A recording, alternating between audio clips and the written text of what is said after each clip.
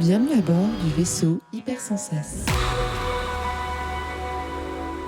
Ok, est-ce qu'on fait une intro bonne année ou un truc dans le genre parce qu'on s'est même pas dit bonne année, alors voilà, bonne année, meilleurs vœux, la santé, tout ça. Hein. C'est vrai, bonne année 2021. La famille, la santé Et les podcasts, Et les podcasts. et les jeux, et l'amusement. et le vaccin, et Zef qui n'est plus là. Si, je suis là, je vous écoute. T'as pas dit bonne année, tu nous souhaites pas une bonne Je année? souhaite une bonne santé, c'est plus important que le reste, C'est je vrai. pense. Quel arpage. Ah d'accord, merci. Si on arrive à finir l'année, c'est déjà bien, non? Et puis t'as vraiment envie de souhaiter la santé à tout le monde, Ouais. pas juste aux proches, tu sais. Non, j'ai envie de juste aux proches, les autres ils peuvent crever en D'accord. vrai. Ah merde, mais comment on commence ce podcast là? Vous êtes beaucoup trop positif là, beaucoup trop joyeux. Le Contrecast 26, c'est parti. Et insérer rire du public, voilà. c'est bon.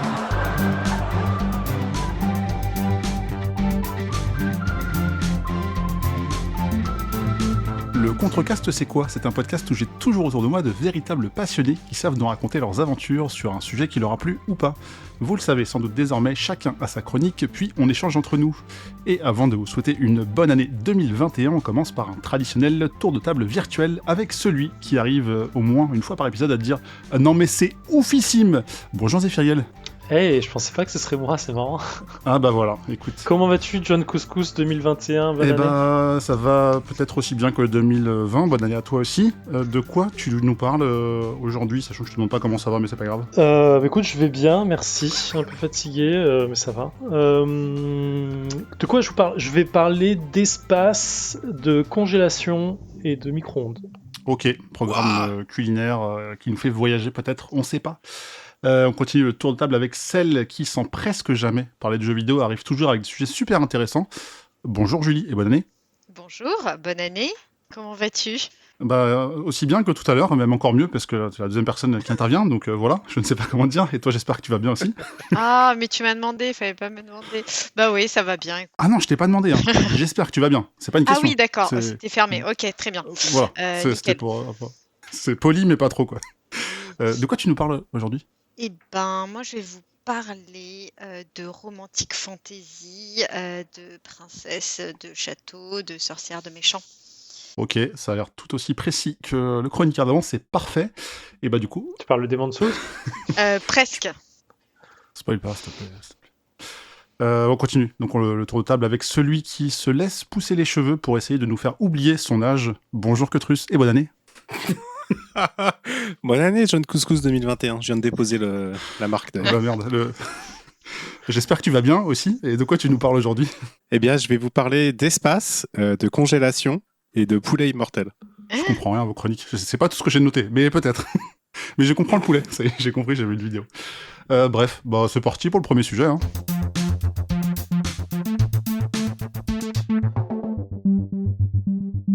Il me disait en préambule que c'est le genre de jeu qui fait s'évader, même si c'est vieux mais c'est bien, alors qu'au final ça a à peine 2 ans, hein, qu'on peut découvrir l'univers bien particulier qui a l'air d'être celui de Breath Edge. Cutrus, est-ce que tu peux nous raconter tout ça? Absolument. Et en plus, je considère que 2020 n'a pas existé, donc tu vois, ça fait pas si longtemps.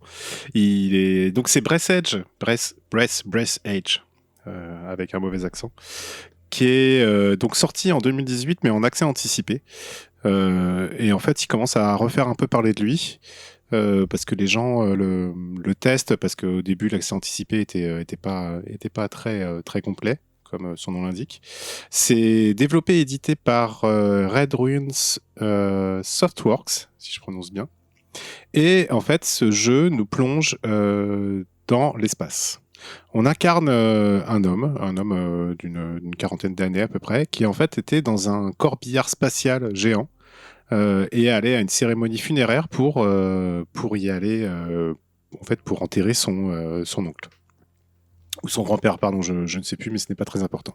Mais malheureusement, il y a eu un accident, ils se sont pris des astéroïdes ou autre chose, en fait, on ne sait pas encore, et les débris se sont un peu éparpillés partout dans l'espace, et lui a réussi à rester dans sa cabine, une petite cabine avec douche, lit, table, etc., petit atelier de craft, et bah, il est bien emmerdé, parce que quand tu es tout seul dans l'espace, personne ne t'entend crier, effectivement, et il va falloir survivre. Donc Breath Edge, c'est un jeu de survie, mais c'est un jeu de survie qui se passe dans l'espace profond et qui se définit lui-même, en tout cas les développeurs le définissent comme un jeu ironique de survie à travers l'espace profond.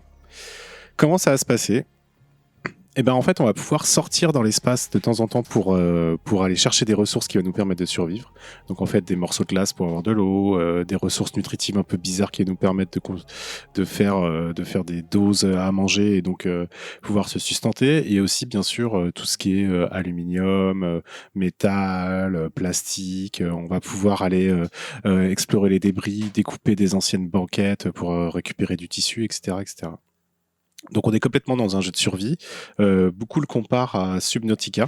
Moi, j'ai pas joué à Subnautica, mais en tout cas, si c'est à peu près le même genre de jeu, je pense que je vais y jouer très très vite. Et voilà. Mais surtout, ce qui fait la particularité de ce jeu, c'est qu'il est extrêmement drôle. C'est-à-dire qu'il y a de l'humour décalé en permanence, il y a de l'humour méta. Je prends par exemple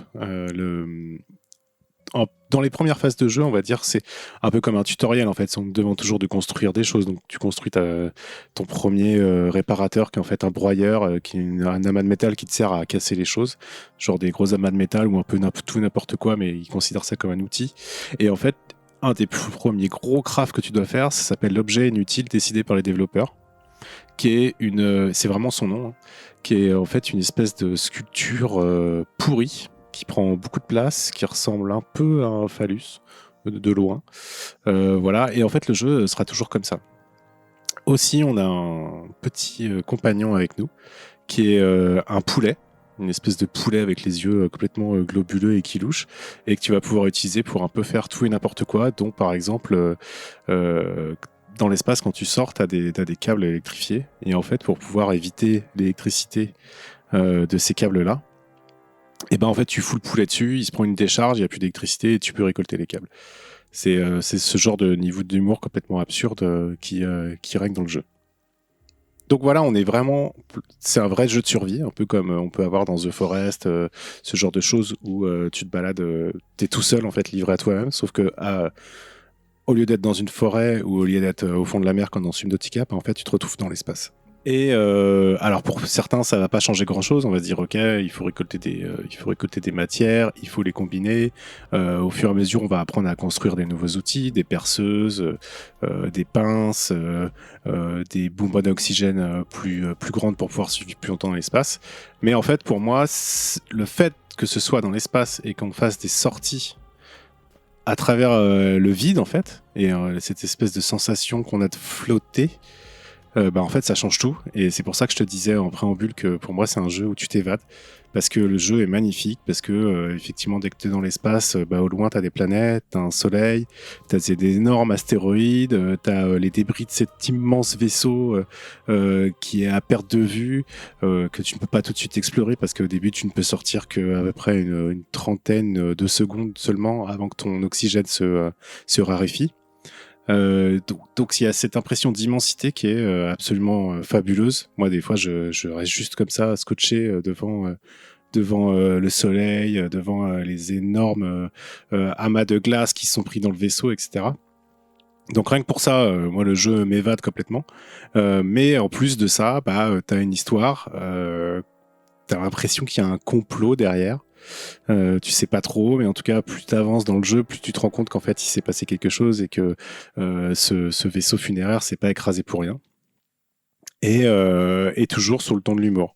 Un autre exemple, c'est alors ça j'ai pas encore trouvé comment. À un moment donné, tu trouves une tasse avec une babe, vous voyez, les pin-up un peu des années 50-60, comme il y avait sur les avions, ce genre de truc.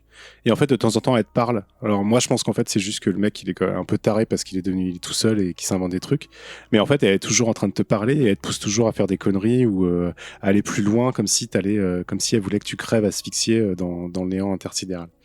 Enfin voilà, je vais pas en dire plus. Je vous invite à vraiment aller voir des images, aller voir des vidéos. Je trouve que justement, en cette période où on est complètement enfermé chez soi et qu'on voit un peu toujours les quatre murs, jouer à des jeux qui nous donnent des grands horizons, de pouvoir se balader en 3D comme on est dans l'espace, c'est assez rafraîchissant. La musique est assez excellente aussi dans l'espace, elle est très douce. Un peu interstellar style, tu vois, et en fait tu planes quoi, littéralement et au sens propre, et tu vas explorer, tu vas récolter et tu flippes parce que des fois c'est compliqué, tu vas t'asphyxier, donc il faut que tu reviennes, tu pousses toujours tes limites un peu plus loin, et puis l'histoire t'emporte et les paysages aussi. Et du coup, il y a un truc que j'ai remarqué en cherchant un peu ce jeu que je ne connaissais pas. J'ai cru entendre parler d'épisodes. Pourtant, j'ai l'impression que c'est de la survie au sens large. Alors, c'est peut-être pas trop dit sur l'histoire, mais il y a quand même des choses qui avancent au niveau des missions, de ce genre de choses à faire. Ah ouais, il y a des chapitres en fait.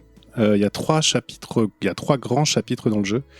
Je suis pas encore arrivé à la fin. Je veux pas parler trop de l'histoire parce qu'en fait, au début, tu ne sais vraiment rien. Tu sais juste que t'étais parti faire l'enterrement de ton grand-père. Et c'est tout. Et que t'étais dans cette espèce de corbillard géant et t'en sais pas plus.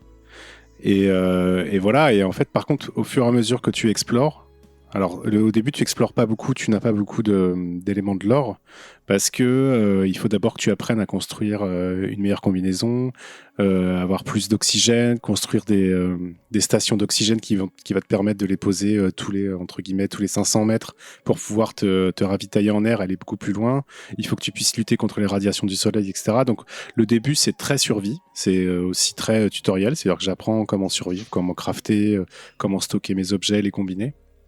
Mais effectivement, tu as des objectifs qui sont en fait des objectifs narratifs et qui t'en apprennent de plus en plus sur ce qu'il y a derrière tout ça. Mais est-ce que ton début de jeu va conditionner vraiment la suite, ou est-ce que tu as une sorte de rattrapage qui peut se mettre en place pour pas que tu sois trop en retard par rapport à ta façon de survivre? Il n'y a pas de retard en fait. Tu peux très bien sur la première phase, tu peux passer des heures et des heures sans aller plus loin et juste t'amuser, aller dans l'espace, construire un peu plus, mais tu vas être limité parce qu'il y a certains crafts qui se débloquent en avançant dans l'histoire.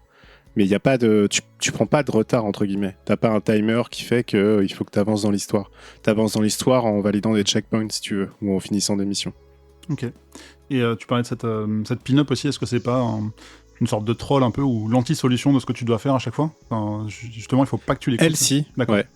Elle si, c'est un peu l'anti-solution, et ton ordinateur de bord est toujours en train de te dire que t'es nul. Il est Parfait. toujours en train de te dire que t'es un pauvre humain et que t'es pas capable de faire quoi que ce soit. C'est assez drôle. Du coup, ça marche plutôt bien parce que t'as vraiment envie de réussir. Mais voilà, il y a toujours de l'ironie, c'est toujours basé sur le ton de l'humour absurde. C'est un petit régal ce jeu, franchement, c'est une petite perle. Et dernière question, tu parlais du poulet aussi, qui est un peu ton doudou en fait de l'aventure, si j'ai bien compris. Est-ce qu'il va te servir un peu dans le jeu, ou c'est juste pour faire une blague à chaque énigme, un peu, chaque obstacle? Il va te servir, ouais. Il y a des passages en fait où t'as besoin de lui. D'accord. Mais il est là, quoi. En fait, je t'avoue que je pensais qu'il serait un peu plus présent. Et là, il est là, quoi. Mais à chaque fois qu'il est là, c'est rigolo. D'accord. C'est un gimmick, quoi. Ok, je vois. Et est-ce que, par exemple, toi, Julie, ça te donne envie d'aller tester un peu ce côté humoristique de la survie, ou Ouais, carrément. Le côté méta, là, des blagues avec l'objet à la con à fabriquer, enfin demandé par les devs, ça me fait bien marrer. Et puis, je sais pas, j'ai souvent l'impression, mais peut-être à tort, que l'humour, c'est pas forcément un ressort trop utilisé dans ce type de jeu. Donc là, le fait que ce soit un atout et que tu mettes ça en avant, Ketrus, ouais, ça me donne bien envie. Ouais. Mais en plus, c'est vrai, t'as raison, dans les jeux de survie, l'humour est pas toujours présent. Enfin, tu joues à The Forest, c'est hyper angoissant. Tu vas jouer à d'autres jeux, je sais pas exactement lesquels, faut juste survivre, t'as toujours des menaces qui viennent t'attaquer. Du coup, là, c'est assez rafraîchissant et ça permet de désamorcer aussi pas mal de choses parce que c'est quand même pas très drôle, quoi. Quand tu vas dans l'espace, t'as quand même des corps qui flottent, t'as les cercueils, t'as le cercueil de ton grand-père, t'as des trucs bien gore, quoi. Enfin, c'est de la vraie survie. Et en même temps, t'as toujours ce côté humour qui va désamorcer ça. Et t'as aussi la patte artistique. C'est très rond. C'est assez rond, c'est assez doux en fait, même si t'as du sang, des trucs comme ça. Mais tout est très rond, tout est très doux et coloré. Un peu naïf, quoi, Un peu, ouais. dans le dessin. Un peu dans le dessin, et puis ce côté un peu rétro-futuriste des fois aussi dans les outils ou dans les accessoires. Enfin, je trouve que c'est une super réussite ce jeu, et je suis bien content. En fait, je l'ai pris parce que j'ai vu qu'il y avait un Humble Bundle sur l'espace, Et du coup, j'ai vu plusieurs titres comme ça, dont lui. Et je me suis dit, vas-y, c'est parti. Et en fait, je suis complètement fada de ce jeu, quoi. C'est un vrai rafraîchissement, quoi, en ce début d'année. Et tu C'est saurais marrant. estimer le. Pardon, vas-y, Julie. Ouais, ça me fait penser, là, comme ça, quand tu m'en parles, à Gardien de la Galaxie, le côté un peu genre espace, mais en même temps assez drôle, blague et détendu. On retrouve un peu cette atmosphère ou pas trop? Alors, faut plus chercher du côté des Monty Python que l'humour Ah de ouais, donc, Gardien de la Galaxie. ok, carrément vraiment absurde anglais, quoi. Ok, je suis cliente. Complètement. Et que toi, tu saurais estimer après le temps que ça prend pour terminer un peu l'histoire? Non, je t'avoue, je sais pas. Je pense que c'est. Attends, j'avais lu ça quelque part. Il faudrait que je retrouve l'article. Après, peu importe si tu as la réponse ou pas, parce que justement, c'est assez impressionnant. Alors, Une trentaine d'heures, je crois, à peu près, D'accord. pour la version finale. Parce que je crois voir, alors j'adore ce site, je sais pas si vous connaissez, c'est How Long to Beat, pour savoir combien de temps les gens mettent à terminer un jeu. Ouais. Et là, ça va entre 3 et 85 heures. Alors je sais pas si le 3 heures comportait que le premier chapitre, ou si c'est vraiment tu rushes et tu fais que les solutions parfaites, voilà. 85 heures, c'est peut-être t'as lu toutes les blagues qui existent dans le jeu. Donc, Alors, je pense qu'il y a plusieurs choses à prendre en compte. Il y a le fait qu'avant, il était en accès anticipé. Donc, c'était plus un bac à sable et je crois qu'il n'y avait pas autant de chapitres. c'est vrai aussi. Il y a et aussi le fait que, comme tous les jeux de survie, au début, tu galères quand tu les fais la première fois et après, quand tu vas y rejouer, tu vas très vite, tu survis, tu sais tout de suite où aller chercher les choses parce qu'en fait, il y a des ressources, par exemple, le verre qui te sert à construire un nouveau scaphandre qui protège des radiations. En fait, tu es obligé d'aller chercher à un endroit précis où en plus tu risques de te faire congeler parce qu'il y a de la glace tout autour et que ta combinaison ne protège pas assez. Il faut boire de l'alcool, tout ça, enfin bref. Et en fait, du coup, si tu recommences un jeu comme ça et que tu te dis, ok, je veux le speedrunner, tu vas aller très vite parce que tu vas sortir, tu vas aller tout de suite à certains endroits qui te débloquent certains schémas, tu vas aller chercher les ressources qu'il faut exactement au bon endroit, tu vas construire les outils dans le bon ordre, etc. Et puis tu vas pas prendre le temps comme tu peux prendre le temps quand justement tu découvres un jeu comme ça. En plus, comme il y a un petit côté contemplatif et un côté exploration, bah tu peux vraiment prendre ton temps. Moi, je sais que je me suis juste fait des trips à planer, à faire des trucs stylés, tu vois, autour des astéroïdes, à les longer, à les frôler, à essayer de rentrer dans ma navette en faisant un looping, tu vois. Enfin, tu peux vraiment prendre du plaisir. Moi, je sais que j'ai traîné, je sais plus combien de temps de jeu je suis, je crois pas énorme, mais je pense que j'aurais pu faire moitié moins de temps pour arriver au niveau de l'histoire où j'en suis. Ok, mais c'est bien aussi de se balader, comme tu dis, c'est découvrir un peu Ouais. toutes ces choses. De ton côté, Zéphiriel, est-ce que tu connaissais et est-ce que tu avais entendu parler de cette comparaison aussi avec Subnautica, toi qui aimes bien ce genre de jeu? Non, je connaissais pas du tout Subnautica, j'avais entendu parler, mais ça m'attirait pas plus que ça, la survie sous l'eau. Et en vrai, j'ai du mal à me projeter dans ce jeu, c'est assez fou en fait. Je regarde les vidéos en entendant Ketrus en parler et ça me donne très envie parce que ça a l'air assez fluide dans la façon de le gérer, en termes de gestion d'inventaire, gestion de tout pour pouvoir naviguer dans le jeu et te déplacer et tout ça. Mais il y a un truc qui me bloque dessus et j'ai du mal à comprendre pourquoi en fait. J'ai l'impression je sais pas, j'ai l'impression d'avoir. Je cherche un jeu du même genre que sur lequel j'avais du mal à. C'était pas Ether ou un truc comme ça, où j'avais du mal à me projeter en fait, et tant que j'avais pas mis les mains dessus en fait, je me rendais pas compte à quel point c'était ouf. Et du coup, ça me donne un peu cet effet-là. J'ai l'impression de me dire, ok, je suis sûr que ça a l'air très bien, mais j'arrive pas du tout à savoir si je pourrais m'amuser dessus. Et je suis persuadé que si je mets les mains dessus demain, je vais kiffer ma race. Mais Oui, j'ai eu la même sensation que toi en fait. Parce que dans le bundle, il y en avait surtout un jeu que je voulais parce que j'ai vu qu'il y avait plein de prix et qu'apparemment au niveau de la narration, c'est un jeu incroyable. Je me rappelle plus du nom, mais peut-être que j'en parlerai dans une autre émission. Et c'est marrant quand il y a ces trucs-là, tu te dis, ok, il y a un super jeu. Je sais que si je me lance, je vais passer des heures dessus. Du coup, je vais peut-être aller picorer les autres jeux du bundle pour voir ce que ça donne, quoi. Et du coup, celui-là, je l'ai fait. Je me suis dit, bon, il a l'air un peu gaulerie, mais ça a l'air un peu couillon, quoi. Et puis, pas d'intérêt, quoi. Et en fait, je l'ai pris et pouf, j'ai joué 3 heures d'affilée derrière, 2-3 heures d'affilée, tellement j'ai accroché, quoi. ouais, en fait, ça fait partie de ce genre de jeu que tu vois pas venir. Et moi, j'ai l'impression que tu y joues 3-4 heures pendant une soirée, tu kiffes de ouf. Mais une fois que tu as lâché, le reprendre, ça paraît difficile. Ouais, Et c'est je sais pas. possible. Mais vraiment, c'est juste l'impression que j'en ai. Encore une fois, j'ai pas mis les mains dessus. Mais, ça donne envie visuellement. Il a l'air assez barge Ouais. en termes contemplatifs, comme tu disais. Ça me rappelle pas mal Elite Dangerous pour le coup, Hmm. sur la façon de gérer, quoi. Avec, je vois qu'il y a une petite voiture dans l'espace et ça donne envie. Scooter, ouais. Scooter de l'espace. Je l'ai pas encore fait. Et pour conclure peut-être que le truc, donc il est terminé là, tu parlais de 3 gros chapitres, mais là il y a pas de suite prévue à ces chapitres-là. Non, ça a pas l'air d'être annoncé comme ça, non. Pas du D'accord, tout. donc maintenant le jeu est complet, on peut y jouer entièrement quoi. Ok, Je dis ça, attends, si je me trompe en fait, parce qu'il y a une dernière news qui est sortie en début janvier. Donc, ouais, bon, je vais pas la lire, tant pis. Mais apparemment, il y a une release de prévue en février, mi-février. Donc en fait, c'est possible qu'ils rajoutent soit un nouveau mode, soit des nouveaux chapitres. ok. Je sais pas, il y a des traductions qui sont annoncées, etc. Bon, à suivre en tout cas, c'est peut-être pas terminé. Mm. Et bah très bien, merci Cutrus de nous avoir parlé de Breath Edge qui est sorti, qui est dispo donc sur PC au prix de 25€ et qui n'est peut-être pas encore terminé. Quand elle m'a demandé si elle pouvait chroniquer ce sujet, ma réponse était nette, claire et précise, puisque je lui ai répondu « Tu arrives à trouver des sujets plus que Cutrus, c'est parfait. » Mais du coup, Julie, à part des images qui me rappellent de vieux souvenirs, c'est quoi exactement la caverne de la Rose d'Or ? Ah, donc tu connais, tu l'as vécu J'ai dans peut-être ton un peu fort vécu. intérieur enfant. Voilà. Ok.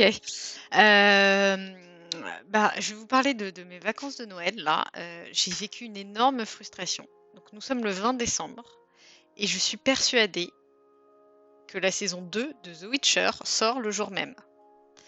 Alors, dans quel monde vivais-je à ce moment-là, me direz-vous? Je ne sais pas. Je pense que j'ai vu passer une news avec la date du 20 décembre et c'était en fait la date de sortie de la saison 1. Et ça s'est gravé dans ma mémoire et pour moi, c'est bon, saison 2 sortait le 20 décembre. Alors que pas du tout, aucune date n'est annoncée. Donc voilà, j'ai complètement vécu dans une maison de mensonges pendant de nombreuses semaines. Donc imaginez ma déception le 20 au soir en me rendant compte que pas du tout, c'est pas du tout dispo sur Netflix. Donc en manque d'Heroic Fantasy, je décide de me tourner vers un grand classique du genre pour me consoler et ça tombe bien, nous sommes en décembre et c'est la pleine saison de la caverne de la Rose d'Or. Donc si vous n'en avez pas soupé étant enfant sur M6 le dimanche après-midi aux alentours de Noël, c'est peut-être l'occasion pour vous qui pensez avoir épuisé tout le catalogue des films possibles et imaginables de vous plonger dans cette œuvre magique. Donc la Caverne de la Rose d'Or, qu'est-ce que c'est? C'est une série de téléfilms de fantasy, de romantique fantasy. C'est une production italienne qui a été adaptée d'un conte italien pour enfants qui s'appelle Fantaghiro, la Bella Persona. Voilà. La série de téléfilms a été diffusée entre 91 et 96. Donc en effet, on est quand même sur de la grosse nouveauté. Hein. Je vous apporte vraiment des news et des sorties fraîches. Ah, le top des trucs les plus récents, c'est parfait. Absolument. Donc l'œuvre est composée de 5 épisodes de 3 heures chacun, divisés en 2 parties d'1h30, donc parfait pour le format dimanche après-midi. On a un premier épisode, la princesse rebelle, suivi du numéro 2, la sorcière noire, enfin la reine des ténèbres, puis l'empereur du mal, et enfin donc le retour de Fantagaro. On est vraiment sur de l'originalité hein, dans les titres et dans les ressorts de la fantasy. Fun fact quand même, la Caverne de la Rose d'Or, c'est la fiction italienne la plus regardée et la plus vendue au monde. Voilà, donc la Cinecittà n'a qu'à bien se tenir. Hein. Finalement, elle a été détrônée par ce petit téléfilm. La diffusion s'arrête en 96 hein, avec le dernier épisode. Pourquoi? Parce que c'est le moment où les tout premiers épisodes de Xena la guerrière sont diffusés en France et puis commencent à remporter un sacré succès qui va carrément éclipser l'audience de la Caverne de la Rose d'Or qui va lentement décliner. Donc le pitch de cette série, le récit se situe dans un Moyen-Âge de contes de fées et puis nous raconte les aventures de Fantagaro, qui est une princesse têtue et courageuse, qui est en pleine rébellion quant à sa situation de femme. Bon, très classique, son père, qui est le roi, désirait avoir un garçon, il a eu une fille et il a failli sacrifier Fantagaro à sa naissance. Fantagaro a 2 sœurs, bien nunuches, qui se satisfont pleinement de leur sort et de leur situation de femme. Ce n'est pas le cas de Fantagaro, elle décide de se faire passer pour un homme en endossant l'identité d'un chevalier mystérieux et va être amenée à défier le prince ennemi du royaume d'à côté, le prince Romualdo, dont elle finira bien sûr par tomber éperdument amoureuse. Bon, ensuite, l'épisode suivant, ça nous parle d'une sorcière noire qui est littéralement dégoûtée par l'amour que Fantagaro et Romualdo éprouvent l'un pour l'autre. Et dans le but de semer le mal, elle va jeter un sort à Romualdo pour qu'il tombe amoureux d'elle. L'épisode 3, cette fois-ci, c'est les enfants des rois et des reines qui sont enlevés par le prince des ténèbres, Tarabas, à cause d'une prophétie, bon, laquelle je ne sais plus. Romualdo a toujours des problèmes, il tombe dans l'eau, il se transforme en pierre. L'épisode suivant, on a un nouveau méchant, c'est l'empereur du mal d'Arken, qui est le père de Tarabas, qui a décidé de conquérir le monde. Et puis, dernier épisode, c'est un peu le comeback de la sorcière noire. Donc Fantagaro, il y a toujours le même ressort, elle part toujours sauver son amour Romualdo, qui décidément ne sert à rien. Bon, plus ça va avancer, plus on va se rendre compte que vraiment il sert à rien et que surtout Tarabas, l'autre mec, est quand même bien plus sexy que Romualdo. Et puis le récit, il va suivre cette règle d'or que j'appelle la règle Dragon Ball. C'est-à-dire que l'ennemi contre qui le héros ou l'héroïne se bat lors de l'épisode précédent devient son allié, voire son ami, pour combattre le prochain méchant. Voilà, donc la Reine Noire, qui est l'ennemi de Fantagaro, va devenir à un moment donné son allié, etc. Petit point casting. Donc Fantagaro est incarné par Alessandra Martinez, qui est une actrice franco-italienne. Donc pour la petite histoire, c'était la femme de Lelouch. Dans le casting, nous retrouvons la fabuleuse Brigitte Nielsen, que j'aime beaucoup, qui incarne donc le personnage de la Reine Noire. Et il y a également Ursula Andress, qui incarne une autre méchante sorcière. Donc cast finalement pas trop dégueulasse pour un petit téléfilm italien. Et je vous parle surtout du cast féminin parce que c'est celui qui compte.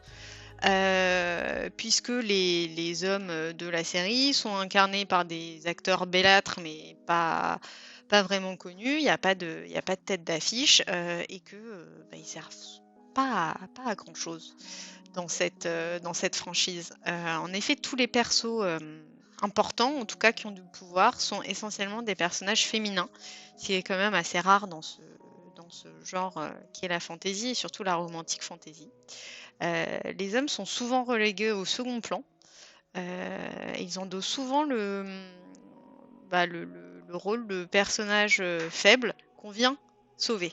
Donc c'est pas la princesse qu'on vient secourir dans la tour, mais c'est toujours le prince Romualdo à qui il arrive que des malheurs, et puis même le roi, Fantagaro, va secourir son père qui est enfermé ligoté, tenu en esclavage par la Reine Noire. Donc bien évidemment, dans les thématiques de Fantagaro, alors je vous dis tout ça, moi quand j'étais enfant, je voyais surtout le côté aventure, épée, conte de fées, mais c'est quand même une œuvre, il faut le souligner, un peu féministe et un peu moderne, même s'il y a quand même quelques manques dans la démarche, c'est-à-dire que Fantagaro, tant qu'elle est célibataire, elle est contente d'endosser le costume d'un homme, de se couper les cheveux et de partir guerroyer. En revanche, à partir du moment où elle s'installe avec Romualdo, il lui dit « Bon, ce serait quand même bien que tu restes un peu dans le royaume parce que tes sujets ont besoin de toi.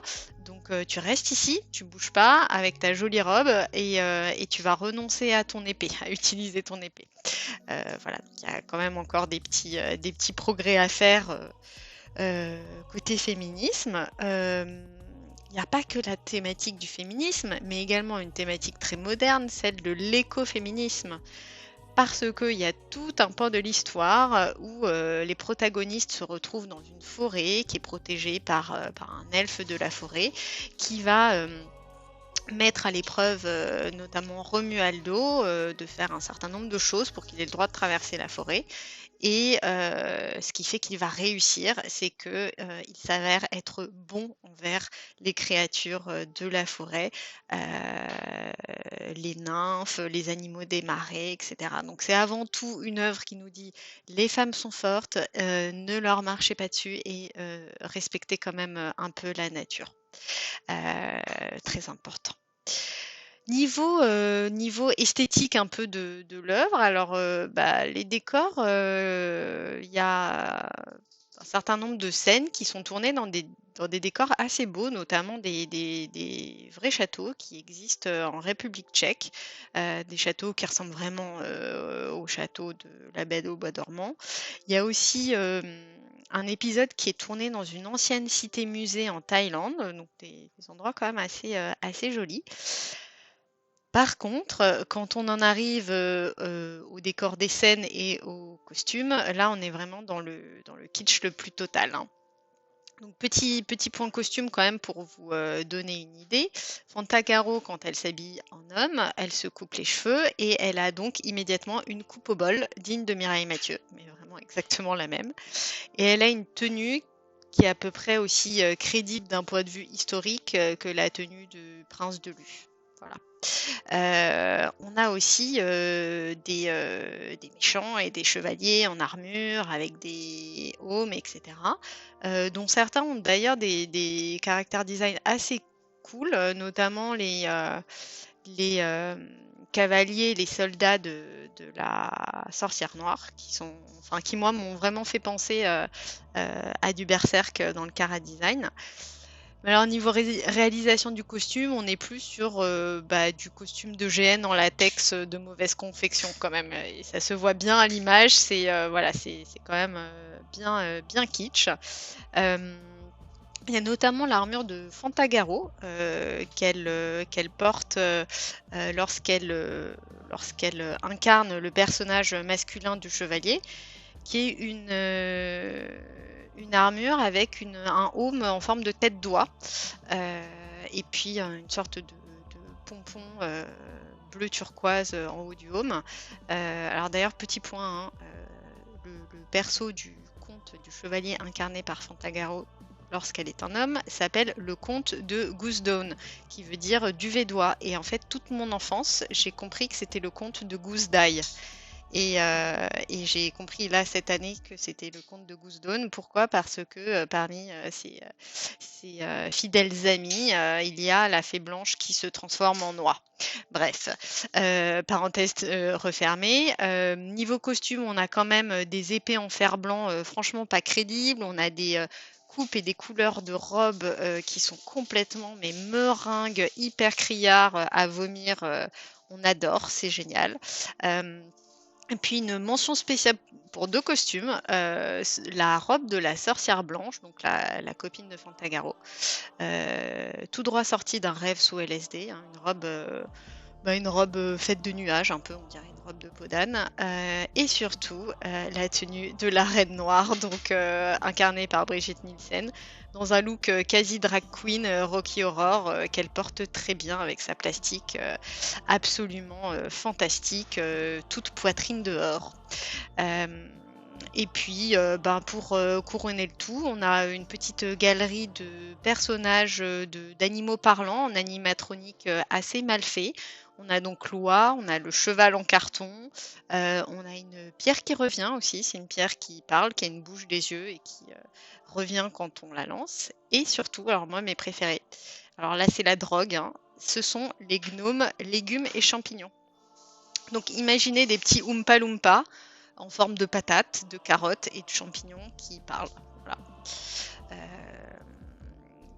Niveau effets spéciaux, on est sur du laser, hein, du fond vert, des incrustes mal faites, des effets éclats de diamants qui brillent. Bref, un clip des années 80. C'est absolument, moi, tout ce que j'aime. Pour l'esthétique, pour vous situer, le réal a quand même précisé que l'histoire avait été largement influencée par Legend et Willow. Donc ça vous donne un petit peu le ton. Aussi par des films d'anime de Disney et par le cinéma fantastique. En parlant de Disney d'ailleurs, le perso de Brigitte Nielsen est délibérément inspiré du personnage de la méchante reine de Blanche-Neige. Elle s'est complètement inspirée de ce perso pour l'incarner. Et d'ailleurs, sa tenue même ressemble beaucoup. Elle a parmi ses différentes coiffes une sorte de coiffe noire qui entoure son visage avec une petite pointe au milieu de son front et puis une couronne avec des pics dressés très haut et exactement le même maquillage et des grands ongles. Voilà. Donc on est complètement dans la ref Disney. C'est pas la seule ref et parfois il y a quand même des difficultés un peu à se détacher de l'inspiration première. En témoigne une scène qui se déroule chez le prince des citrons. Alors c'est un personnage très moche un vaurien qui vit dans une grotte, qui est un peu gros, qui a des pustules. Et dans sa grotte où il y a beaucoup de voleurs et de personnages de la pègre, Fantagaro est maintenue prisonnière et forcée à s'habiller en danseuse et à danser pour ce personnage dégueulasse du prince citron. Elle a donc une tenue, on va dire un peu orientale, avec un pantalon de type un petit peu sarouel, et elle réussit à s'enfuir en étranglant le prince citron avec la natte qu'elle a dans ses cheveux. Donc voilà, je pense que ça vous évoque légèrement une scène bien connue du grand public. Voilà, donc c'est un peu le jeu de retrouver quelle scène a été pompée dans Fantagaro. Voilà pour cette œuvre que j'aime beaucoup, qui est vraiment le gros plaisir coupable des vacances, la Madeleine de Proust. C'est d'ailleurs une série que je regardais avec ma sœur, qu'on aime beaucoup. Et puis, on a un principe, c'est que si on se répète beaucoup de fois qu'on va faire un truc et que finalement on ne le fait pas, ça devient une prophétie. Et si jamais la prophétie, elle vient à se réaliser, là, on bascule dans un monde parallèle, la porte des enfers s'ouvre et les langoliers mangent le monde. Ah ouais, d'accord. Donc, parmi les prophéties qu'on avait avec ma sœur, il y avait genre, on va se faire un marathon Fantagaro pendant les vacances de Noël. On n'a jamais réussi à le faire complètement. Et surtout, il faut que je vous avoue que je n'ai jamais vu la fin du tout dernier épisode, le 5e, le retour de Fantagaro. Donc, je vais essayer pour vous d'aller jusqu'au bout cette fois-ci. Et du coup, s'il y a une attaque zombie ou une épidémie mondiale qui se produit dans les prochaines semaines, ce sera de ma faute à cause de la prophétie, quoi. Ok, merci en tout cas, ça m'a beaucoup fait rire. Mais déjà, désolé pour tes vacances de Noël, parce que passer de The Witcher saison 2 à ça... ouais. Mais alors, la loose. Ouais, alors je sais pas, parce que finalement tu dis que c'est ta Madeleine de Proust, donc c'est plutôt cool, mais qu'est-ce qui fait que t'as préféré refaire ça? Alors tu l'as un peu expliqué juste avant, plutôt que de découvrir quelque chose de nouveau que t'avais jamais vu. Est-ce que tu voulais vraiment être sûr que 2020 se finisse et qu'on arrive à 2021, ou c'est juste... Non, je sais pas, j'avais besoin de quelque chose de réconfortant. J'avais pas envie de me relancer dans un marathon Seigneur des Anneaux, et je sais pas, il me fallait des épées, il me fallait de la magie, j'avais besoin de ça, et puis c'était ça, c'était vraiment du confort, quoi. Je recherchais du comfort content. Ok, mais ça se comprend. Et je reviens sur un truc que t'as dit aussi par rapport à l'effet Dragon Ball. C'est quelque chose que toi tu as comme théorie, ou ça existe, c'est connu, je combats le méchant qui devient mon ami? C'est comme ça que je l'appelle. Si ça se trouve, ça a un vrai nom en technique narrative et je ne le connais pas. Okay. Donc du coup, moi, je l'appelle comme ça. La règle mais Dragon. Ça existe sur beaucoup de mangas en fait. Je sais pas si c'est pas classique au shonen, mais ça existe sur beaucoup de trucs. Fly à l'époque faisait ça. Alors Fly, c'est le nom français, je sais pas quel est le nom japonais, mais faisait largement ça en fait. Donc c'est pas étonnant en fait. En vrai. Ok. La République en marche aussi l'a fait. Ok. Pas mal. Et je vais avoir une dernière question pour toi, mais j'ai peur de te gâcher un peu la surprise, mais est-ce que tu sais que on s'était pas censé s'arrêter au 5e épisode? Et oui, tout à fait. Tu connais bien cette œuvre, je vois. Je me suis un petit peu renseigné, j'avoue. Ouais, la série initiale devait contenir encore, je crois, 2 ou 3 épisodes de plus. C'est 2, ouais, c'est ça. Voilà, et le retour de Fantagaro, ça devait être en fait une autre série en fait qui reprenait le même personnage, et finalement ça s'est pas fait. Je crois qu'il y avait quand même des difficultés avec le cast, notamment Romualdo qui à partir du 2e épisode déjà ne voulait plus revenir. Donc il faisait des réhutes de scènes où Romualdo était dans les épisodes précédents. Donc, c'était pas toujours très joyeux. Ou alors Romualdo il incarnait un personnage, un monstre dans lequel il était enfermé. Donc ça permettait d'éviter d'avoir recours à l'acteur. Après je me demande si c'était pas lié aussi à la fameuse affaire de concurrence déloyale avec Xena la guerrière. Je ne sais pas. Mais ouais, c'est vrai que le Réal voulait faire une œuvre plus longue. Bon, écoute, 5 c'est pas mal. Et puis, si jamais vraiment on en veut plus de cette belle production italienne, il y a quand même d'autres téléfilms dans le genre qui ont été produits, notamment Desideria, Princesse Rebelle, La Princesse et le Pauvre. Il y a encore 2-3 films comme ça si vous avez encore faim après l'intégrale de La Caverne de la Rose d'Or. Ouais, et pour compléter ce que tu dis, donc en fait, ils ont sorti les 4 premiers. Je me suis renseigné juste avant, je connaissais pas de base. Ils ont voulu refaire une trilogie, et je pense que c'est plus un problème d'audience. Alors, je sais pas si c'est lié à la concurrence, mais voilà. Et du coup, c'est pas sorti, donc ils ont un peu écourté la fin, et évidemment, les fans n'étaient pas très contents. Et ils avaient pour projet de faire un film supplémentaire pour dire ok, on va faire une vraie fin, mais ça n'a jamais abouti. Alors je pense pas qu'il y aura un effet Twin Peaks où ils vont refaire un truc des années après, mais je pense que c'est juste foutu. Donc je sais pas si c'est une bonne chose finalement de finir ou pas ce que t'as jamais vu. Donc ça, je te laisse seul juge. Mais bon, en tout cas voilà, ça s'est achevé au 5e pour l'instant. Et sache qu'on peut trouver ça en DVD. Je me suis renseigné aussi, pas en Blu-ray quand même, mais en DVD ça existe pour ceux qui. Ah oui, faut pas déconner quand même. En DVD. Ça suffit peut-être largement en tout cas. Alors je crois savoir que Zéphiriel aimait bien ça, ou en tout cas il avait l'air assez ravi que tu en parles. Est-ce que tu peux confirmer ça, Zeph? Alors, aimer bien, c'est un bien grand mot. Ravi que t'en parles. En vrai, je suis clairement de cette génération qui se tapait ça à Noël sur M6 toutes les années. Enfin, qui se tapait ça à Noël. En fait, c'est juste que M6 diffusait ça à Noël d'une journée sur l'autre ou d'un week-end sur l'autre. Je sais même pas combien ils diffusent, je sais même plus. Mais du coup, n'ayant rien à faire et comme c'était pas la joie à Noël, je regardais ça quand même. Et en vrai, je me suis en fait, c'est le genre d'œuvre, quand tu le vois de loin, tu dis « Oh, c'est nul, putain, mais vraiment, qui a envie de regarder cette merde ?» Et en fait, quand tu regardes, t'accroches bêtement au truc et tu regardes quand même l'histoire de bout en bout. Et en vrai, il y a... savoir s'il y a des choses à en retirer, je sais pas, mais ça reste ultra classique en termes de narration et d'heroic fantasy, héroïque avec des gros guillemets. Mais du coup, ouais, c'est un truc que j'ai très bien connu, que j'ai dû voir 4 ou 5 fois, parce que 4 ou 5 Noël où M6 le passait, je dis ça au hasard, mais j'ai l'impression de l'avoir vu 12 fois en vrai. Et ouais, donc du coup, ça fait partie de mon enfance, de mon adolescence et des trucs que je regardais à ce moment-là. Donc c'est forcément un truc que je préfère intégrer en mode... En vrai, j'ai passé du bon moment à regarder ça et je m'en souviens assez bien pour pouvoir me rappeler de certaines scènes et pouvoir dire que éventuellement Tarabas était quand même bien baisable. Grave. Merci. Donc du coup, oui, je préfère dire bah oui, je connais et en vrai j'ai kiffé le regarder plutôt que de dire bah c'est de la merde et pas assumer. Donc j'assume complètement.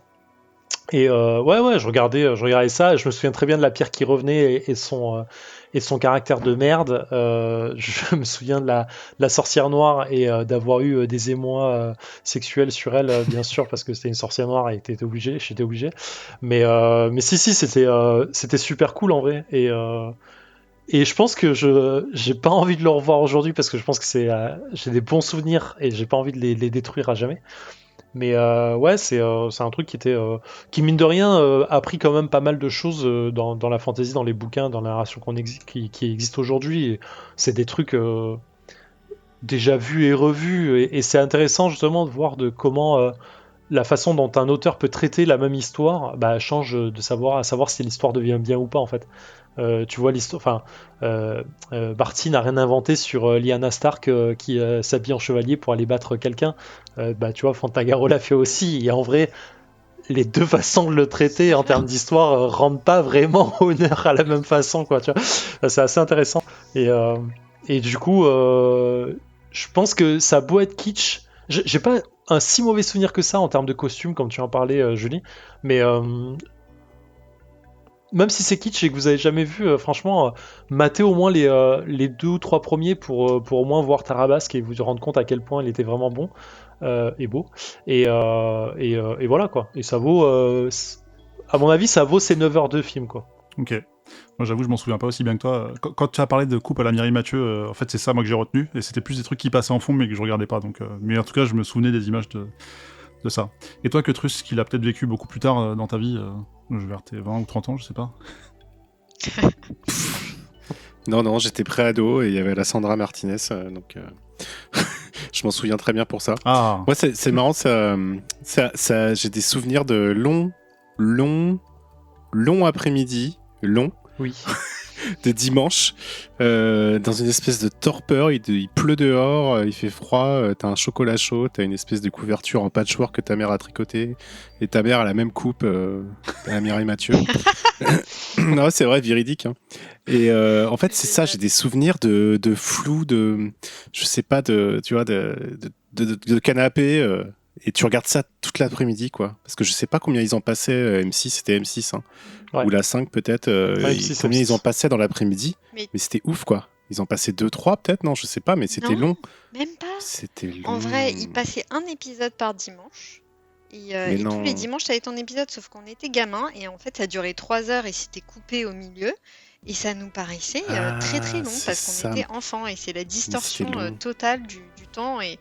Et oui, avec cette atmosphère en effet de torpeur de dimanche C'est ça. de décembre que tu décris si bien. C'est tout à fait ça, ce truc cotonneux, quoi. Mais du coup, tu vois, c'est une Madeleine de Proust, quoi. Enfin, ça fait vraiment partie de ma jeunesse.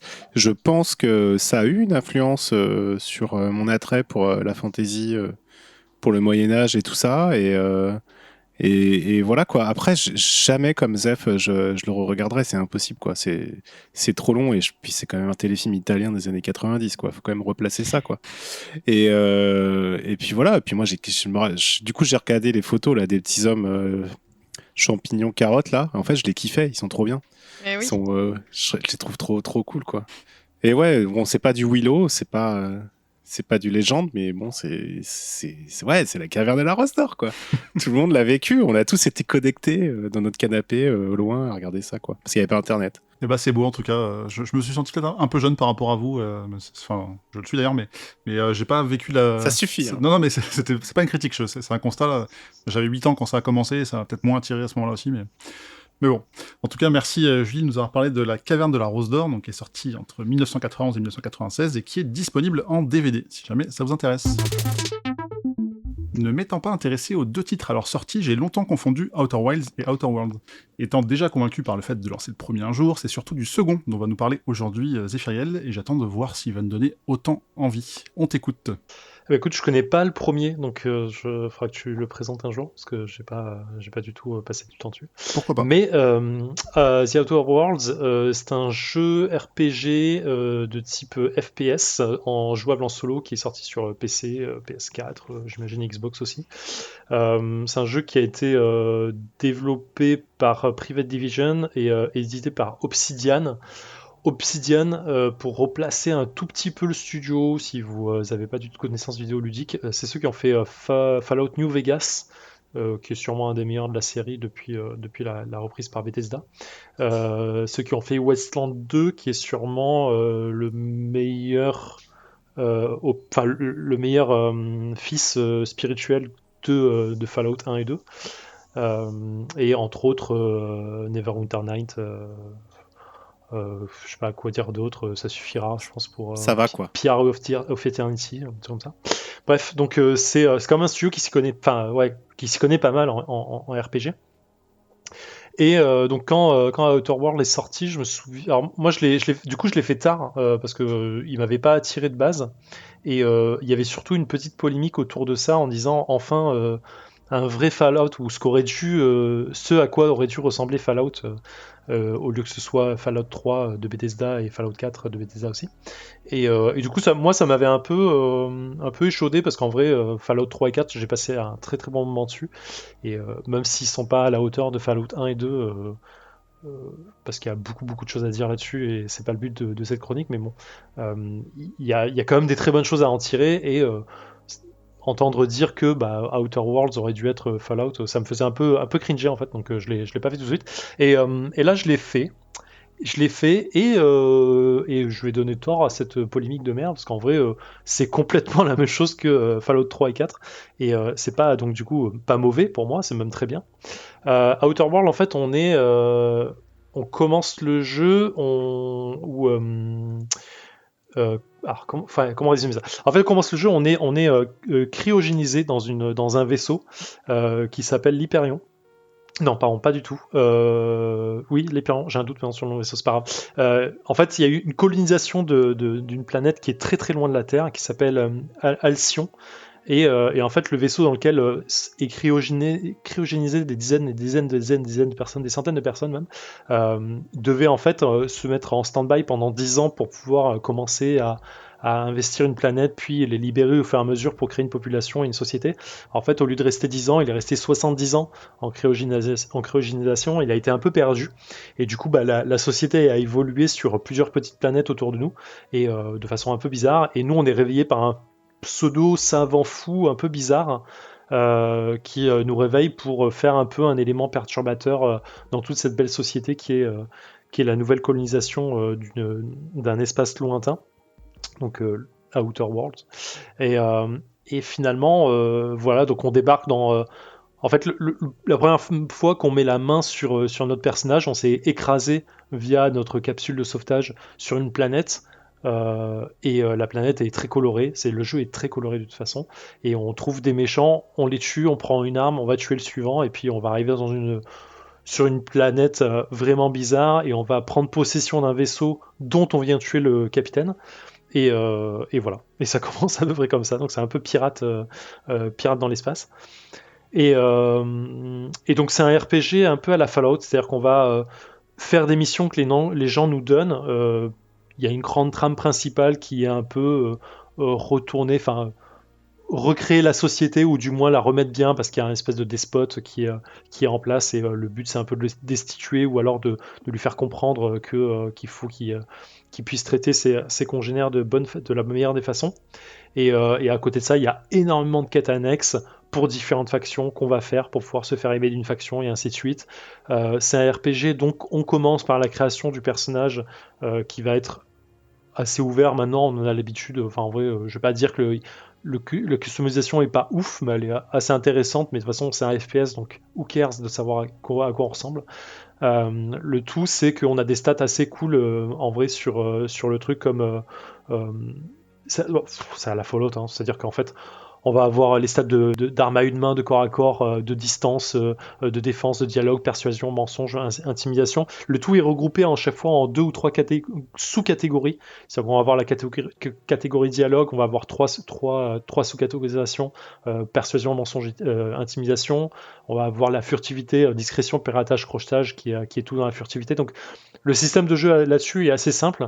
À chaque fois qu'on gagne un niveau, on va distribuer des points et ainsi de suite, hein, et on va gagner en plus des aptitudes qui vont nous permettre de faire des choses spéciales comme sur Fallout. Donc rien de très fou là-dessus. J'ai toujours un petit regret sur le genre de jeu. Là, il n'y a pas de compétences un peu chance qu'il y avait sur les Fallout. Donc il n'y a pas ce côté un peu karma ou compétences que tu peux upgrader avec tes points de niveau et qui va soit augmenter ta chance en général, soit augmenter la façon dont les gens te voient naturellement, comme ça. Il y a un truc un peu bizarre sur ce compétence qu'on a l'impression qui servent à rien mais qui peut servir quand elle a un grand niveau. Et donc voilà, on va tomber dans un monde complètement loufoque, dans lequel on va ramasser des armes qui sont assez barges pour pouvoir tuer les gens, parce qu'on va faire ça 80% du temps. Mais à côté de ça, la narration, les quêtes, les sous-quêtes, enfin les quêtes annexes, on appelle ça maintenant, sont assez bien écrites, ça reste Obsidian, donc la narration et la façon de gérer le pourquoi du comment tu dois aller faire cette quête est assez cool, même si ça reste beaucoup de quêtes FedEx. Et voilà, donc le jeu est plutôt bien. En vrai, j'en ai un très bon souvenir maintenant que je l'ai fini, et j'étais assez content de le faire en fait, et de le finir surtout, d'être arrivé à la fin. Mais contrairement à Fallout, bah, je le reprendrai pas en main. J'ai pas envie de. Une fois que c'est fait, c'est claqué, j'ai envie de passer à autre chose. Il y a un DLC qui est sorti qui me donne pas plus envie que ça. Et voilà, je lui fais quand même un gros reproche sur ce jeu-là qui est le même que je faisais en fait à tous les Fallout du genre. Je fais beaucoup de croiseurs en Fallout, hein, désolé, mais forcément c'est une circonstance. C'est que j'ai toujours l'impression dans ces jeux que la moralité, en fait on te donne un semblant de moralité. C'est-à-dire que tu peux très bien aider le mec devant toi pour réaliser sa quête, ou le tuer pour pouvoir prendre ses possessions et avancer quand même. Il n'y a pas grand-chose qui te bloquera dans le jeu là-dessus. Les quêtes principales sont à faire quoi qu'il arrive, et il n'y a pas grand chose non plus dans des choix que tu as avec les personnages dans un choix de narration, choix de dialogue qui peuvent bloquer le jeu. Mais tu n'as aucun avantage, et c'est très bizarre ce que je vais dire, mais il n'y a aucun avantage à être méchant dans ce genre de jeu. Il n'y a aucun avantage à être mauvais, d'avoir un karma mauvais. Il n'y a pas d'alignement dans le jeu, mais grosso modo, être un vrai connard avec les gens, bah, t'as rien à y gagner, au contraire, t'as beaucoup de choses à perdre. Alors ça paraît bizarre quand je dis ça, parce qu'en vrai, dans la vie, quand t'es un connard avec les gens, t'as rien à gagner. Mais là où j'essaie d'amener mon propos, c'est de dire que ne pas te faire aimer d'une faction ne t'apporte rien. C'est-à-dire qu'en fait, ça ne veut pas débloquer autre chose à côté. Il n'y a pas une autre faction qui va dire « Ah putain, t'as vu, eux c'est des connards, ça tombe bien, tu les aimes pas non plus, viens avec moi. » Il n'y a rien en fait, ou très très peu. Et je sais pas comment dire ça, mais du coup, le jeu t'encourage à être toujours gentil avec les gens, à être le plus sympathique possible, à te faire bien aimer de toutes les factions pour avoir le maximum de possibilités en termes de quêtes, en termes d'achat de matériel et d'armes, en termes de plein de choses. Et du coup, bah, le jeu te donne l'impression, et c'est un moyen de le vendre aussi à la base, de dire faites ce que vous voulez dans ce genre de monde. Mais en fait, bah, tu es vachement limité quand même à ce que tu veux faire, parce qu'en vrai, si tout le monde te déteste, bah, il n'y a pas grand chose que tu puisses faire. Et ce qui est logique, me dira-t-on, en disant bah oui, si tout le monde te déteste, personne ne veut rien faire avec toi. Mais en fait, non.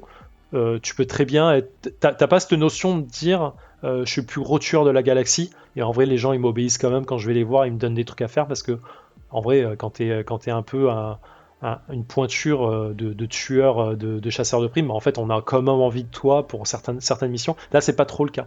Et en vrai, si on regarde bien le jeu de façon un peu factuelle, je pense qu'à la fin du jeu t'as tué environ 600 personnes dans le jeu, bah les gens t'aiment bien quand même, donc c'est assez marrant. C'est la réflexion que je me fais dans ce genre de jeu à la fin, c'est peut-être un peu bizarre, on dirait tant à la fin.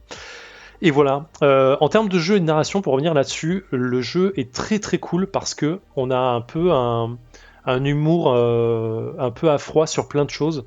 Les répliques de personnages sont assez cool en vrai, soit en mode fils de puterie, ou soit en mode assez sympa. Il y a quand même des trucs à faire, et on a un vaisseau qui nous permet de nous déplacer de planète en planète, avec une IA à l'intérieur qui a le meilleur humour du monde, et qui est très humour à froid, et j'adore ça, donc je ne peux que recommander ce jeu rien que pour l'IA, parce qu'elle est vraiment géniale. Alors c'est marrant, mais juste avant que tu parles de l'IA, j'ai l'impression qu'on est dans quelque chose de très classique, très linéaire.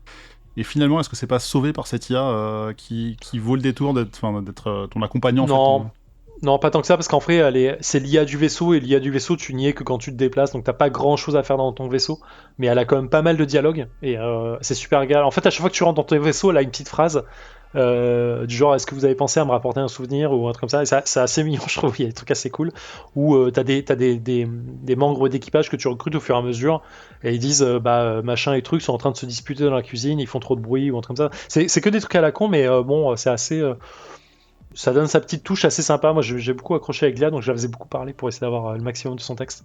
Mais après, le reste, c'est vraiment très classique, hein. Genre, moi, j'ai eu cette entre guillemets mauvaise impression d'avoir un habillage spatial sur n'importe quel univers possible, quoi, tu vois. Hmm. Et c'est bête à dire, mais c'est vrai. Mais qu'est-ce qui fait que t'as voulu aller au bout alors de l'expérience? Enfin, pourquoi tu t'es pas arrêté pour dire bon bah il y a des trucs plus intéressants qui m'attendent derrière? Bah, en fait, tu te laisses prendre par l'histoire, hein, t'as envie de finir tes quêtes, tu sais, c'est vraiment le syndrome de la quête finie, t'as un journal de quête, tu dis ah putain, vas-y, il m'en reste 2, je suis à côté, je vais la faire, et ainsi de suite. Donc c'est un peu ça. Il y a toujours ce moment, la mécanique de jeu, j'en ai pas parlé, mais c'est un FPS vraiment dans Fallout, pour ceux qui ont joué, je sais pas si vous vous souvenez, mais on avait le freeze time qui nous permettait de calculer un peu tes points d'aptitude pour dire bah voilà, je vais tirer une fois dans le genou du mec, je vais tirer dans la tête de celui-ci, et ainsi de suite. T'avais tes compétences et tes taux de réussite qui apparaissaient au bout d'un moment quand tu avais beaucoup de compétences dans ce type-là. Et ensuite, tu appuyais sur action et l'action se déroulait tout seul, ou tu pouvais jouer complètement en FPS sans jamais arrêter le temps en fait. C'était 2 choix de jeu complètement différents. Moi, j'adorais arrêter le temps pour calculer les actions. Et là, dans celui-là, en fait, ils ont mis un mode de jeu, soit complètement FPS comme tu veux, mais tu as aussi un principe de ralentir le temps. En fait, comme tu as été en cryo très longtemps, ils expliquent que tu as un lag sur le... explication nulle 2.0 pour expliquer que tu as une mécanique de jeu qui ralentit le temps. Et du coup, bah, tu peux ralentir le temps, tirer sur les mecs et à la chaîne. Donc en fait, tu vois, ils ont vraiment calqué un peu le truc. Et en fait, tu as un vrai plaisir d'augmenter une compétence de tir dans une arme à une main, dans une arme à deux mains et un truc, et voir que bah, tu fais de plus en plus de dégâts et qu'à la fin, bah, tu es un vrai tueur et tu peux tuer un monstre en 3 coups, quoi. Je sais pas, c'est un peu l'effet Skyrim, quoi. C'est un peu la même chose. Ok. Je sais pas, tu l'as terminé en combien de temps, tu disais? Enfin, tu l'as terminé, mais en combien de temps? Allez, je pense que j'ai mis 25 heures. Ok. C'est La quête. exactement la moyenne que j'ai vue. Ok. Ah ouais, soit ça. Cutrus, tu connaissais ce jeu? En fait, ouais, de vue, en fait, j'ai souvent regardé ce jeu, parce que au niveau visuel, il est quand même, il a une patte qui est assez sympa. Et puis, j'ai toujours vu des super retours sur le scénario. Malheureusement, j'y ai jamais joué, mais ouais, enfin, c'est un jeu qui me tente bien, quoi. Peut-être que je me laisserai tenter un jour s'il est en solde ou s'il est pas trop cher, quoi. Et toi, Julie, de ton côté, est-ce que c'est quelque chose qui t'a donné envie ou peut-être moins que le premier sujet? J'ai l'impression que Zef était moins convaincu que Cutrus ne l'était au début. Bon, moi je retiens que ça sert à rien d'être méchant, ça n'apporte rien de plus dans ce jeu. Donc ça déjà, c'est très bien, d'un point de vue moral. Et non, ça a l'air très très beau, ça a l'air très cyberpunk en fait, hein, dans Oui. les images que je vois. Oui, complètement. Ouais. Et c'est très ouvert en plus c'est marrant sur la sexualité, ça paraît con, mais je crois que la première membre d'équipage que tu as dans ton groupe, c'est une nana mécano. Et en fait, elle tombe amoureuse d'une autre nana mécano dans une station spatiale. Et en fait, tu arranges un peu le date pour elles deux. Et bah, à la fin, bah, voilà, elles sortent ensemble, c'est trop cool. Donc, j'étais à la fois surpris et agréablement surpris de dire, bah, en fait, les mecs, les devs, ils ont fait ça en mode, bah, quoi, tu vois, il n'y a pas de problème là-dessus. Il manque juste le cadre amour robot humain, en fait. C'est un truc que ça paraît bête à dire, mais c'est un truc que j'ai du mal à voir ou à retrouver dans les œuvres de science-fiction en général, ou de soap opéra, soap opéra. Et soap opéra. Space opéra. Space opéra, merci. Space soap opéra. Star Trek. Et oui, voilà, la Star Trek, comme ça, tu vois, où t'as vraiment les trucs interespèces et poussé jusqu'au un peu comme dans Solo dans le film avec Solo et son droïde en fait. C'est pas encore 100% inclusif, quoi. Non. On laisse encore les droïdes de côté. Ouais, c'est un peu bizarre.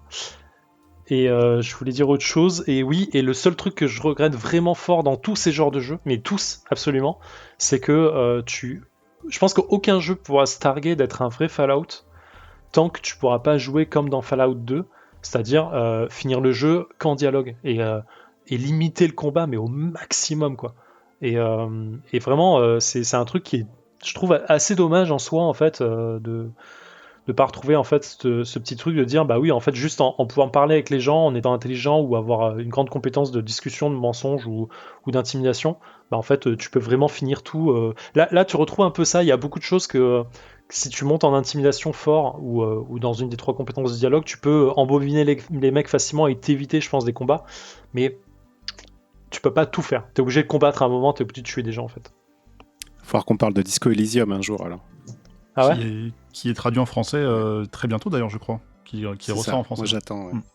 Ouais. Mais il y a pas mal de jeux où alors ça passe pas que par le dialogue, mais t'es pas obligé de tuer tout le monde. Enfin, je pense à du Dishonored ou des choses comme ça, où voilà, c'est plus de l'infiltration, mais Ouais. il y a... Et je veux pas dire de bêtises, mais je crois que Cyberpunk, tu peux terminer le jeu sans tuer les gens. Ce qui est Alors compliqué. oui, ce que j'entends par en tuer, c'est combat en fait. D'accord. T'es pas obligé de combattre ou tu peux le faire en mode. Parce que Dishonored, j'entends ce que tu veux dire, oui, c'est tu peux endormir les gens et jamais tuer. En vrai, il y a qu'une petite notion de morale en fait entre les deux, de dire j'ai tué un garde PNJ numéro 52 ou je l'ai endormi. Ce que j'entends là, c'est juste dire, en fait, aller voir le mec qui gêne la situation, lui demander qu'est-ce qu'on pourrait faire pour arranger la situation. Lui qui te dise, en fait, j'ai besoin de ce truc, il y a l'autre bout de la planète, tu y vas. Tu le récupères en le négociant avec un truc, tu lui rapportes et le gars débloque une situation. T'as blessé personne, t'as jamais sorti d'arme, tu vois. C'est ça en fait, cette notion d'arranger les choses en mode ok, soyons intelligents, qu'est-ce qu'on peut faire pour avancer en fait, tu vois. Ok, je vois.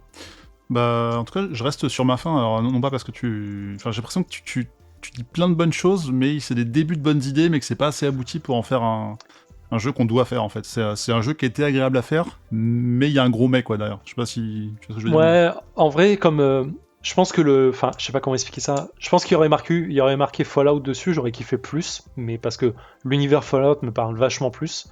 Et là, comme j'avais une appréhension du truc en disant, ok, ça a l'air super ouf, et en vrai, je suis un peu, en fait, c'est comme les autres, donc ça m'a un peu fait refroidir la manette. Mais dans l'idée, le jeu roule tout seul. Vraiment, quand tu le lances, tu vois pas le temps passer. Il fonctionne super bien. Ok. Mais l'univers, après, il est cool. Je préfère le post-apo au space opera, quoi, qui me vend. Ok, très bien. Et ben, merci beaucoup Zephyriel de nous avoir parlé de The Outer Worlds, qui est dispo, comme tu l'as vu, donc sur PC, il est même sur Switch d'ailleurs, PS4 et Xbox One. Ouais, apparemment, la portabilité Switch est très mauvaise, donc n'y allez pas. C'est possible, ouais. Et après, niveau tarif, on est entre 30 et 60 de ce que j'ai pu voir. Peut-être que je suis tombé sur des promos, mais pas plus que 60, ça c'est sûr. On le chope à 20 balles sur Amazon. Pour la petite histoire, alors je l'ai chopé sur PC. Merci Jordan pour le truc. Mon PC est trop vieux, il a pas réussi à le faire tourner correctement et vraiment je galérais même en basse def.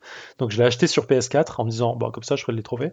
Ce que j'ai fait. Et du coup je l'ai trouvé sur PS4 à 20 balles. Donc c'est dire que. Ok, et ben merci beaucoup. C'est donc le moment de faire un point sur le défi.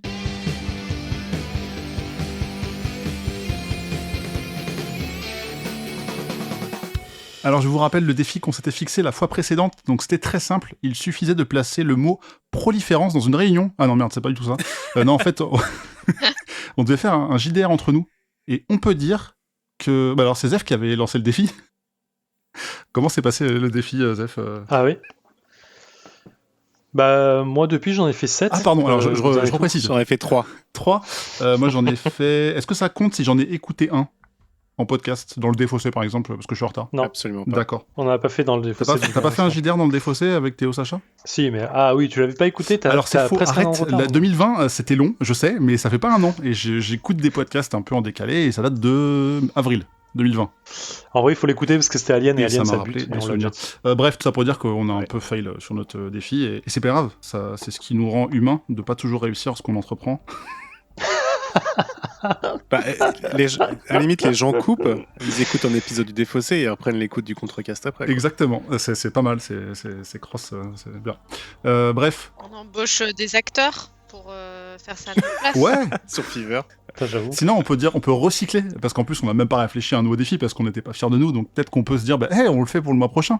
Ouais. Est-ce que Zef, t'es chaud pour nous masteriser ça? Je suis chaud, mais on décide maintenant l'univers que vous voulez jouer, parce que comme ça, moi, ça me motivera un peu plus. Parce que la dernière fois, on s'est dit, ouais, on verra l'univers, et en fait, je pense que c'est ça qui m'a dit, ok, bon, en fait, on verra. Et si vous me dites, là, ok, on veut cet univers-là, je dirais, ok. Et là, je sais qu'on pourra le caler. Tu veux nous donner Donc des là, choix j'ai tous les proposé, auditeurs. Allez, enquête contemporaine ou autre. space opéra, médiéval fantastique, cyberpunk, et voilà, c'est pas mal déjà. Est-ce que tu as une idée, Julie, Japonais avec ce que tu as entendu l'inspiration Japonais? Ah, moi j'ai bien envie cyberpunk ou enquête. Que Trus a dit japonais, est-ce Ok. que tu aurais un deuxième choix qui serait Non, mais Cyberpunk, c'est toujours bien. Moi, je suis chaud. Hein. bon, et bah c'est vendu alors. On fait ça. Et japonais c'est bien Ah. aussi. Moi je me Jordan plie à la majorité, donc un des deux, mais je sais pas. Je vais dire japonais parce qu'on parle beaucoup de Cyberpunk en ce moment. Voilà, pour changer. Mais...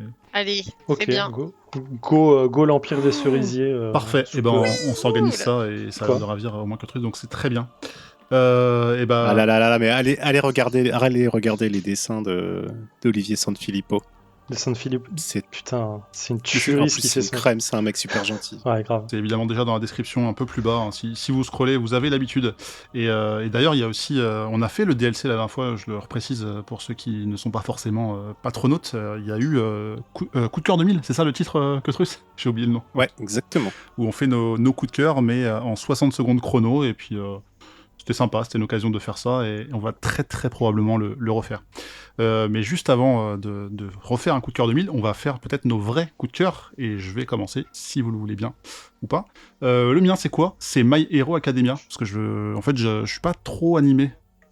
Bon, Mais écoute, voilà. apparemment ça aime bien. Ouais non, je suis pas un ultra fan de manga ou d'animé, à part Dragon Ball qui est pour moi le meilleur ever, mais là je me suis dit allez, tiens, ce sera bien d'en voir un nouveau, d'en regarder un nouveau. Je connaissais pas, j'aimais bien les dessins, et je fais c'est des combats, ça peut être sympa, bref. Et j'ai commencé la saison 1 il y a 15 jours, même pas, et juste en regardant le midi au post-déj, bah, j'ai quasi fini la saison 2 là. Donc c'est à peu près la moitié de ce qui est sorti, et je trouve ça trop cool. Enfin vraiment tous les persos qu'on leurs altère, leurs pouvoirs un peu différents, je trouve ça ultra stylé. Alors je pense que Zef est déjà convaincu, mais bon, moi j'ai un peu mes chouchous, même si je connais pas très bien leur nom. Il y a celui qui fait la glace et le feu, j'adore, j'aime beaucoup. Voilà. Mais de ouf. Et la grenouille aussi, là, je sais plus comment elle s'appelle, mais je sais pas, j'aime beaucoup ce perso. Et après, ils sont Ouais. tous plus ou moins attachants. Enfin, c'est facile d'avoir plusieurs chouchous, quoi. Je parle même pas du héros ou de son ennemi, on va dire, enfin son rival depuis le début, mais bref, je trouve ça ultra cool comme animé. Foncé, quoi. En plus, ça se regarde assez vite, donc bon. Ouais, les saisons sont courtes, je crois qu'il y a de 10 épisodes ou un truc Alors comme ça. seulement la première, qui en a 13 en effet, et après on passe sur du 25, saison 2 à 4. Et la 5 est en cours de ok, diffusion, d'accord. donc je ne sais pas jusqu'où ça ira. Mais du coup, Ouais, tu as la ça parole, alors garde-la, Zephyr. Eh ben, je te dirais après My Hero Academia, Matt Hunter x Hunter, parce que c'est sûrement un des meilleurs shonen du monde, et ça bute, voilà. Je vais me faciliter le coup de cœur, parce qu'en vrai, j'en ai parlé dans Comics Outcast il y a pas très longtemps, donc je vous renvoie au dernier épisode qu'on a enregistré, qui doit être le 158, je crois. Je vais vous parler de mon coup de cœur, qui est Mind MGMT, qui est un comics de Mankind. Je sais pas comment expliquer. Enfin, je vais vous résumer le truc en disant que c'est un truc ultra chelou où le gouvernement nous contrôle, et le gouvernement arrive à faire en sorte que, avec beaucoup d'entraînement, les gens, avec leur esprit, arrivent à changer l'environnement autour d'eux, à se soigner de blessures mortelles et du reste. Ça paraît ultra chelou. Mais en vrai, voilà, j'ai reçu la VF que j'ai commandée sur une petite maison d'édition qui s'appelle Monsieur Toussaint l'Ouverture. On ne peut pas jamais inventer un nom pareil, c'est vrai. Et allez regarder leur truc, parce qu'ils envoient ça avec un vrai soin. C'est super agréable de recevoir son petit paquet. Tout est super bien emballé et tout, donc vraiment super bien. L'édition française est parfaite. Et même si les dessins sont pas du top pour moi, l'histoire elle est oufissime, et vraiment, Ketrus pour en témoigner, quand tu plonges les yeux dedans, ben en vrai, t'arrives plus à t'arrêter de lire en fait. Et c'est ultra profond, c'est ultra violent, bizarrement, et parce qu'il n'y a pas trop d'images violentes non plus, mais ça te fait poser pas mal de questions sur plein de choses, et c'est ouf, voilà. À écouter dans l'épisode 158 de Comics Outcast. Mais il y a le lien plus bas, ils le savent, ils scrollent, ils voient déjà le lien, puis de toute façon ils écoutent tous sur. Ça défonce Mind Management. C'est trop bien. Foncez. Et Toussaint l'Ouverture, excellente maison d'édition également. Et meilleur nom. Très aussi. joli livre. Ah, tu connais? Bah oui, Énigme Marcheur. Ah bah oui. Ah que oui. j'avais oui, chroniqué, d'accord. c'est eux, et ils ont une super jaquette découpée, hyper belle. Enfin, c'est vraiment des très beaux objets toujours. Mais de ouf. Ouais, mais vraiment, j'ai découvert le truc hasardeux. Déjà, je pensais que c'était une blague pour le nom. Et vraiment, quand j'ai reçu le premier paquet, j'ai fait, bah, en fait, je vais commander le reste tout de suite, et j'ai commandé. Et le tome 2 est indispo pour l'instant. Tu vois, je me suis dit, je vais le commander sur la Fnac, et en fait, non, je vais attendre qu'ils en réassort chez eux, quoi. Vraiment, C'est bien. c'est ouf. C'est ouf. Et Julie, c'est à ton tour d'avoir peut-être un coup de cœur. Oui, alors moi, mon petit coup de cœur du moment, c'est un truc aussi toujours très nouveau. Je découvre complètement la série Arrested Development, à côté de laquelle j'étais complètement passée quand C'est elle bien. était sortie. Et c'est ouf, c'est trop bien, c'est génial. Donc, si vous connaissez pas, c'est une série où on retrouve un peu les mêmes mécanismes que dans The Office, avec une voix off, une façon de filmer comme si c'était un documentaire, et puis aussi des thématiques un peu proches, et un humour ultra malaise, comme dans The Office. Et c'est génial, c'est absolument génial, et j'ai l'impression que c'est même un cran au-dessus encore dans le malaise n'importe quoi. Je sais pas. Le pitch, c'est une famille un peu désargentée. Voilà, le père a fait fortune dans les affaires, mais finalement, il se retrouve en prison pour tout un tas de malversations, et la famille essaye de redresser la barre, plus exactement l'un des fils, tandis que les autres enfants sont complètement soit débiles, soit flemmards. Voilà, donc je trouve ça génial, avec moi j'ai vraiment une énorme affection pour le personnage de Job, qui est un des fils franchement raté, qui s'est lancé dans une carrière de magicien. C'est tellement le meilleur perso. Mais complètement raté, quoi. Voilà, il est ouf, c'est génial. Voilà. Donc ça me fait beaucoup de bien. C'est mon coup de cœur du moment. Très bonne série, j'aime beaucoup aussi. Et toi, Cotrus, ton coup de cœur? Oh là là, moi je suis à l'opposé, je suis dans le truc geek de niche quoi. Je vous avais parlé il y a plusieurs épisodes de DayZ, Daisy, et comme quoi je m'éclatais sur des serveurs RP et que ça me faisait revivre, c'était le premier confinement, un peu une ambiance GN quoi, avec des gros guillemets quand même. Et putain, c'est vraiment trop de niche, c'est marrant parce que... Et en fait c'est une chaîne YouTube d'un mec qui s'appelle Owen the Saint, Owen, O-W-N, et puis The Saint plus loin, c'est un français, donc petit jeu de mots par rapport à la chanson. Il a très peu d'abonnés, il y a 800 abonnés, c'est vraiment tout petit. Et en fait, le mec fait des montages de let's play narratifs de ses parties de DayZ. Alors comme ça peut paraître, vas-y, c'est du YouTube, machin, c'est pourri.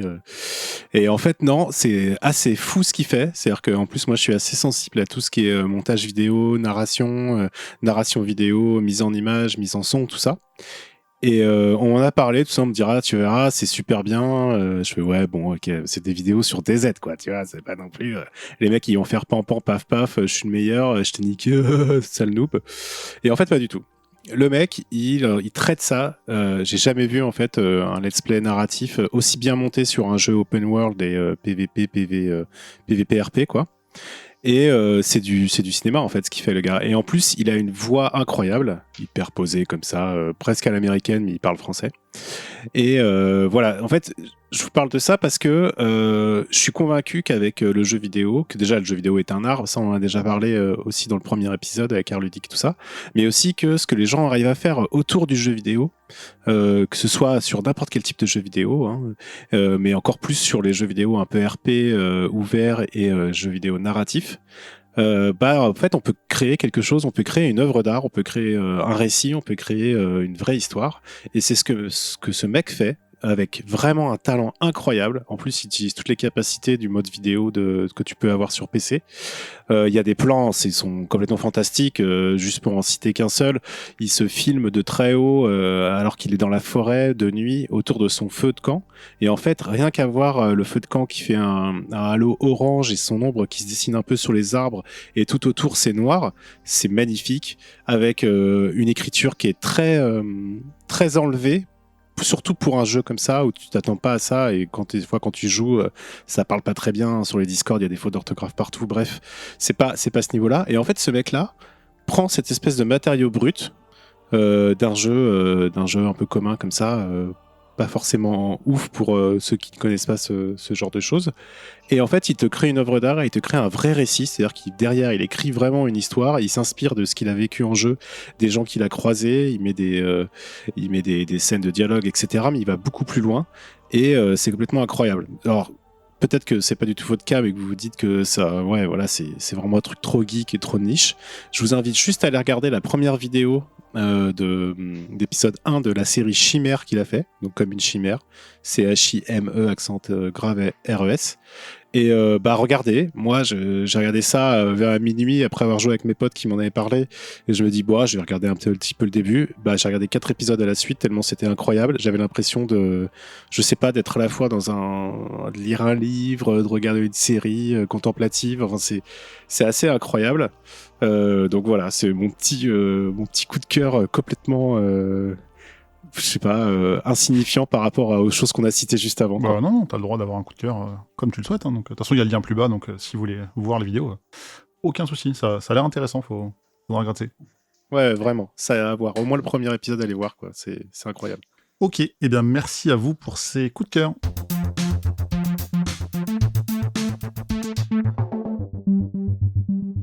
Et donc on arrive au bout de ce Contrecast épisode 26, donc je vais faire un petit récap sur les chroniques. Donc Ketrus nous a parlé de Breath Edge, Julie de la Caverne de la Rose d'Or, et enfin Zephyriel de The Outer Worlds.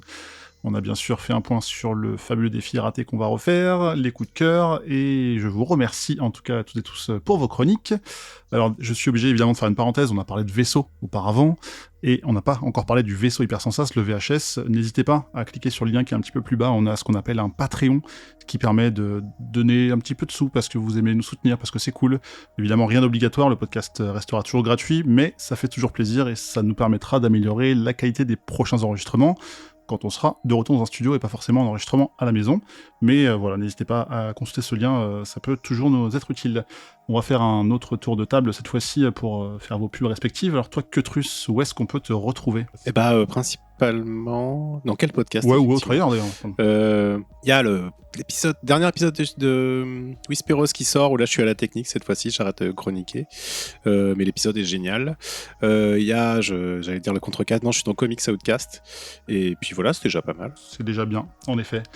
Et toi, Julie ? Eh bien, vous pouvez me retrouver dans Whisperos avec donc Ketrus à la technique et Zephyriel, maître de cérémonie. Voilà. Ah, et toi, Zephyriel, on peut te retrouver où ? Bah écoute, dans 63-88 et dans le Défaussé, c'est plutôt pas mal. Beaucoup de podcasts de qualité qui sont très très cool.